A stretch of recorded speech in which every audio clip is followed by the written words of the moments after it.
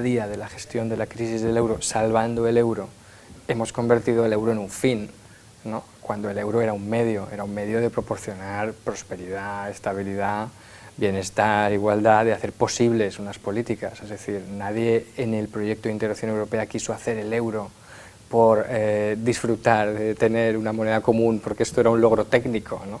Y ahora, sin embargo, parece que con salvar esa moneda y que esa moneda no desaparezca, con eso tenemos suficiente, porque hemos estado tan cerca del abismo que tenemos el alivio de haberla salvado. Y sin embargo, lo que toca ahora es hablar de para qué sirve ese euro, cuál es el proyecto europeo ciudadano y de cómo reconectar con los ciudadanos que se sienten efectivamente que durante estos años el euro se ha salvado quizá a su costa o con un coste importantísimo en cosas que son fundamentales para sus vidas.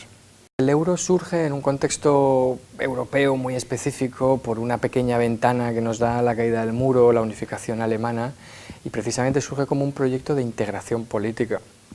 ¿Qué es lo que ocurre posteriormente? Que esa moneda que no está correctamente diseñada, que no es completa, es una moneda sin Estado, es una moneda que carece de ese respaldo, se encuentra con una serie de problemas que no estaban previstos, ¿no? Digamos. Y a la hora de enfrentar esos problemas, la propia salvación de esa moneda se hace de una forma torpe, de una forma débil, con unas prohibiciones que en el principio fueron fundamentales para salir adelante, que no se pudiera rescatar a los estados, es decir, que esa no era la condición de principio de Alemania para poder aceptar, cambiar la estabilidad del marco alemán por el euro, era que no se salvaría a los estados, que cada uno se responsabilizaría de sus deudas, precisamente para no provocar comportamientos irresponsables. ¿Qué es lo que ocurre? Que cuando empieza la crisis, las deudas se hacen tan grandes que hay que entrar al rescate, y eso provoca un malestar en todo el mundo, en los países que están rescatando, porque se les está pidiendo que violen el pacto original de que cada uno se responsabilizaría de lo suyo,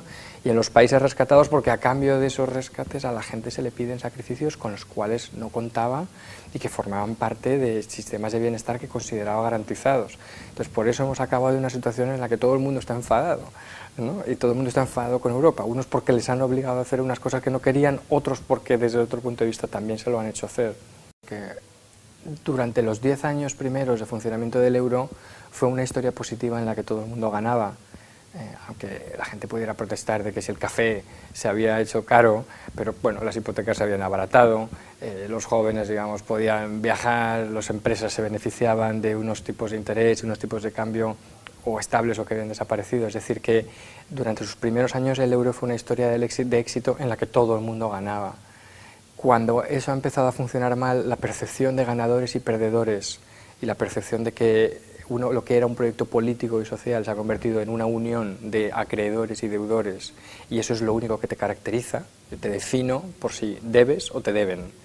Y ahí han aparecido y resurgido toda una serie de temas de estereotipos o de prejuicios culturales que precisamente queríamos superar la integración europea.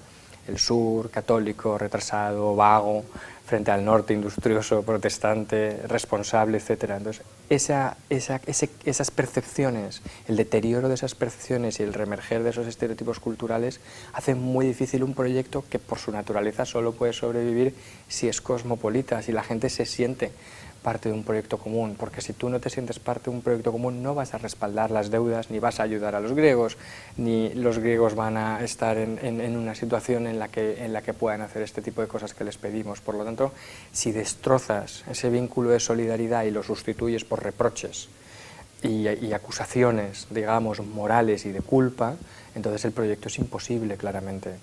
Vemos, por ejemplo, que Estados Unidos, que es quien o donde se genera la crisis, está saliendo de la crisis, ¿no? A pesar de que ellos son los responsables, han salido. Mientras que nosotros, que la hemos sufrido, estamos todavía atascados. ¿Por qué? Porque tenemos sistemas institucionales y sistemas de gobierno o gobernanza totalmente distintos. El sistema americano ha sido flexible, han sido incluso heterodoxos, han podido nacionalizar bancos, comprar aseguradoras, la industria del automóvil, ¿no? Y aplicar medidas muy heterodoxas precisamente para hacer frente a una crisis que no estaba prevista. Los europeos, como somos una unión de reglas y una unión de derecho, y tenemos una visión distinta y no tenemos un gobierno económico que tenga esa flexibilidad, nos gobernamos por reglas. ¿Qué es lo que pasa? Que cuando hemos tenido que aplicar esas reglas, nos hemos dedicado estos últimos 3 años a reforzar las reglas, a reforzar las sanciones. Hemos interpretado, o se ha interpretado en una parte muy importante del continente, especialmente en los países del norte, que la crisis venía porque la gente no cumplía las reglas. Y en vez de decir es que las reglas daban igual, estaban mal hechas, ¿no?, nos hemos dedicado a rehacer esas reglas. Y llevamos años cambiando los tratados, haciendo tratados nuevos, cambiando las normas para que esto no vuelva a ocurrir.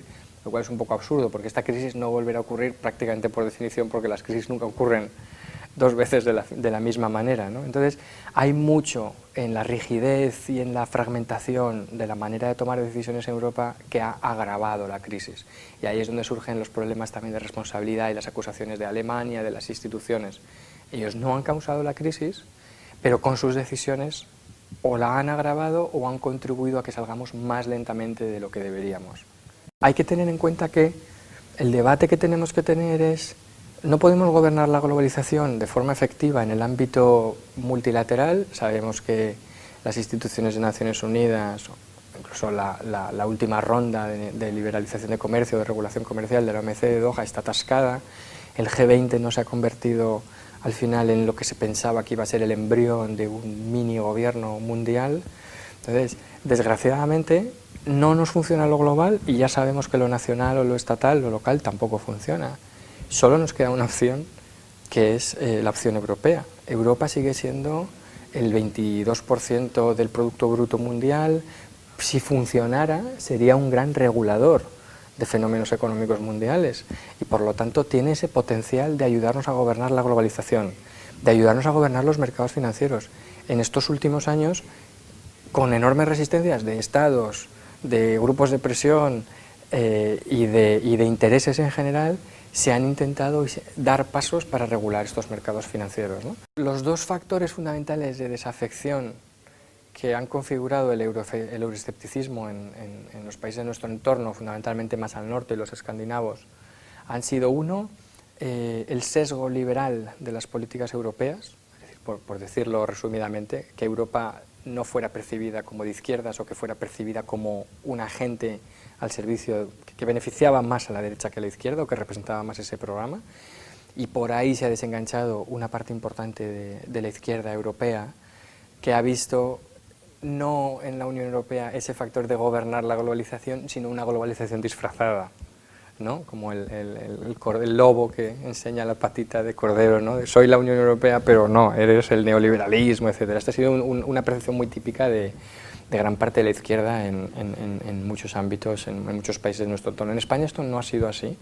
Hasta ahora podemos discutir si está cambiando, yo creo que hay elementos de cambio, pero todavía es pronto para decir si se consolidarán y qué pasará después de la crisis, pero eso no ha sido hasta ahora el caso en España. La izquierda no ha visto en Europa una amenaza a su proyecto social y político, ¿no? El otro elemento que es más normativo, que tiene que ver con la democracia, que en el resto de Europa también, ¿no?, ha planteado dudas del déficit democrático. En la Unión Europea, en España tampoco lo ha sido, porque como la Constitución y la adhesión a la Unión Europea, o sea, en la recuperación de la democracia y la integración en Europa son las 2 caras de la misma moneda, era muy difícil para alguien decir que, de hecho es que es empíricamente imposible decir que España es menos democrática por ser miembro de la Unión Europea, porque la evidencia era que Europa te daba el certificado de que eras democrático y por lo tanto estas 2 cosas se alimentaban mutuamente. Entonces, un gran número de temas que había encima de la mesa de quién gobierna en Bruselas, cuál es el poder de los intereses, si el gobierno legisla o no, cómo afecta la distribución de competencias en las comunidades autónomas, es decir, todo el catálogo de problemas que han tenido que ver el vaciamiento de los parlamentos nacionales, ¿no? Esto lo estamos empezando a ver ahora. O sea, ahora ya en España la gente entiende que tu parlamento está vaciado en gran parte de contenido por la integración europea. Lo importante de las elecciones, prácticamente, aparte de que produzcan legitimidad y legitimen el sistema político y a todo el mundo le gusta tener representantes, una función fundamental de las elecciones es producir gobierno. O echar a los malos gobernantes o elegir a quienes van a gobernar. El incentivo de votar en unas elecciones cuando no eliges a gente que te va a gobernar, ni puedes echar a los que te han estado gobernando mal gobernando, si es tu opinión, ¿no?, tu percepción, queda muy disminuido el incentivo, ¿no? Como Europa no tiene un gobierno, Si la gente en las próximas elecciones europeas, si estas políticas, por ejemplo, de austeridad, que no han estado funcionando, etcétera, ¿no?, fueran atribuibles a un gobierno europeo, si efectivamente las hubiera decidido la Comisión de Barroso, y tuvieras una alternativa de otro tipo de políticas, probablemente la gente se movilizaría mucho más, ¿no?